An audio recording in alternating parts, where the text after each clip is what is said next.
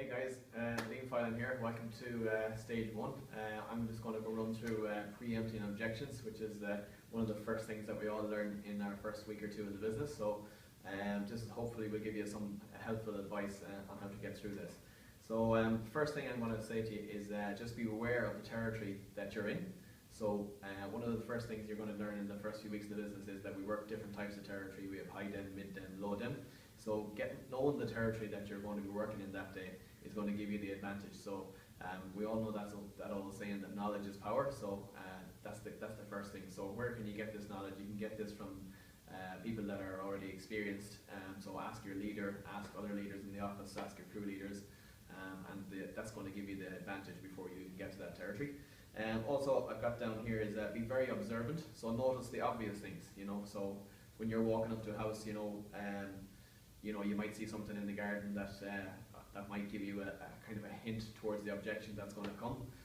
For example, I work in a division called securities where we sell house alarms. So if I hear a dog barking at the back of the house, I don't even see him, I know that that's going to be an objection that I'm going to receive from the customer straight away, that I already have a dog. So I can preempt that. Obviously in the security division, I'm going to see if they have an alarm on their house. So again, I can preempt that before they open the door and say I have an alarm, I don't need it.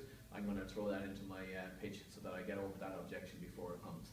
The next point I have here is get good at reading people's body language. Okay, so I think this is a skill that I'm 4.5 years in the business at the moment, and it's something that I'm still getting good at. I think it's a lifetime skill.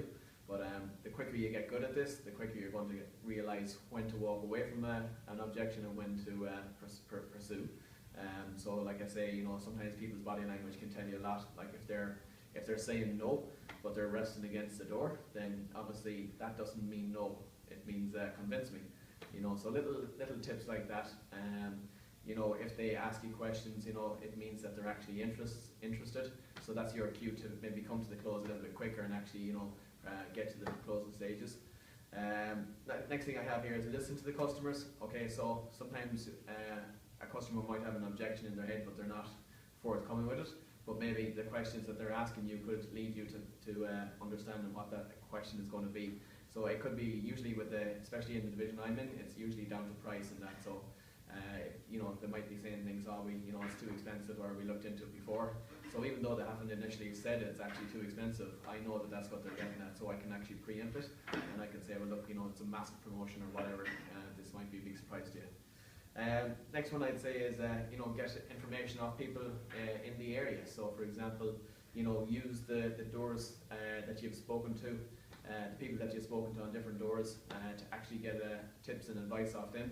So if you're getting a common objection in the area, for example, one of the common objections in the security division would be, this is a safe area, everybody knows each other in this area, so we all look out for each other. So when I get that after 3 or 4 different people, I know that that's going to be a common objection. So I can start preempting that as I go forward, and I can say, listen, I've been talking to a lot of your neighbours, it seems like a really safe area.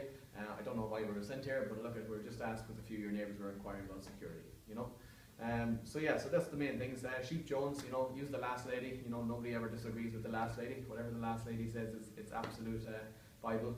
So use that a lot when you're preempting objections too. And the big thing is you just have fun with it. The way I look at it is it's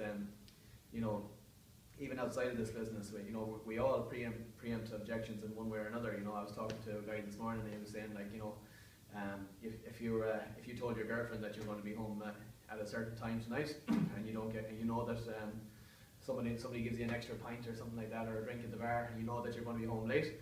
Well, a simple text to let them know that you're going to be late is going to preempt them having a big row when you go home. So that can get you out of a sticky situation. So preempting objections is a life skill, not just in our business, but in all forms, walks of life. So listen, very short and sweet. I hope this has been helpful. And listen guys, the best of luck with your stage one, and I look forward to seeing you in a few different stages.